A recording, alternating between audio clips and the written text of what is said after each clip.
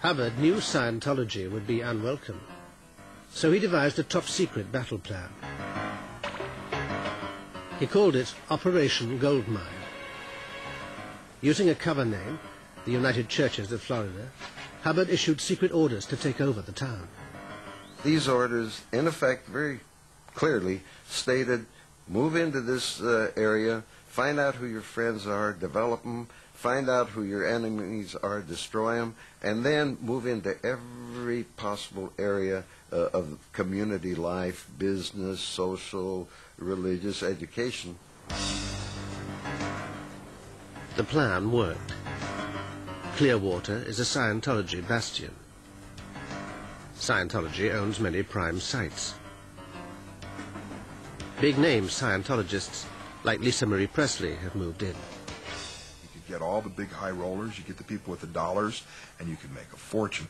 And I believe the income for a week, this is like in 1970, 78, 79, was somewhere at $500,000 a week.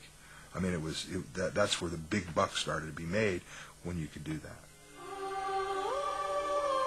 With the money rolling in, Hubbard moved to California, where he'd play his last great role.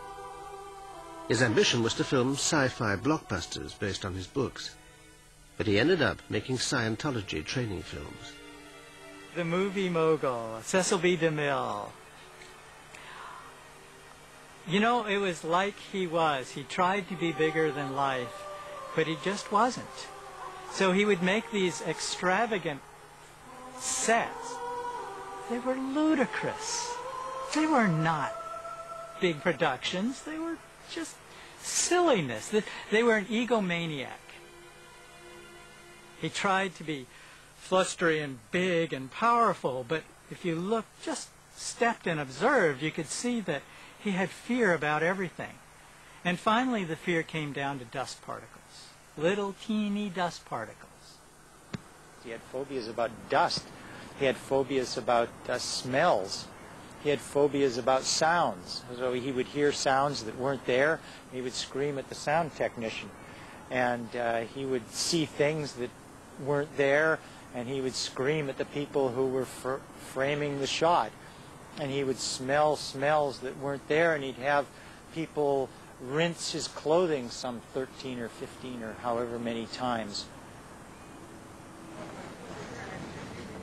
In 1977, while Hubbard was away making movies, the FBI caught up with the Snow White operation and raided Scientology headquarters in Los Angeles and Washington.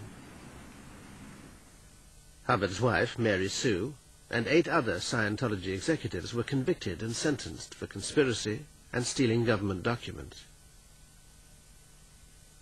Hubbard disappeared, never to be seen publicly again. After living in a succession of hiding places, he ended up on this secluded ranch in the California hills.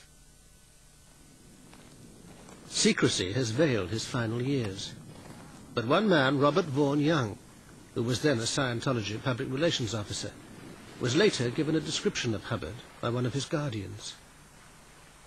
This, and evidence from Hubbard's autopsy report, paint a sad picture.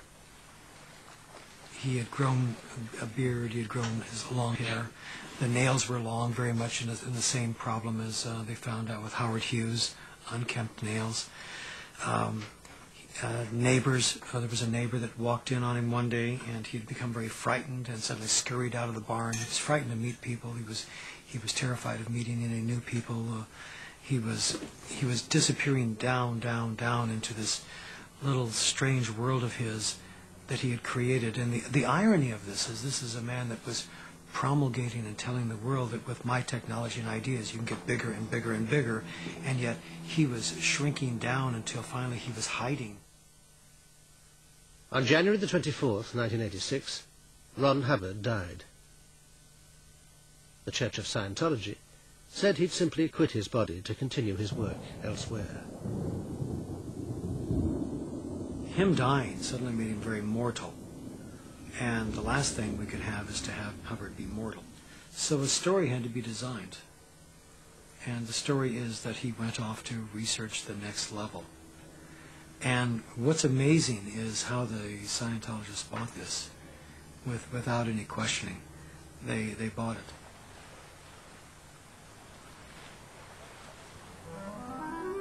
Today, the L. Ron Hubbard image is carefully protected by the Church of Scientology. It says he is the greatest humanitarian in history. Hollywood has named a street after him, and millions of dollars roll into Scientology every year. It continues to preach that Hubbard's teachings are the best solution to the mental problems of the world. The personal tragedy is, one mind Scientology did not appear to help was that of its founder.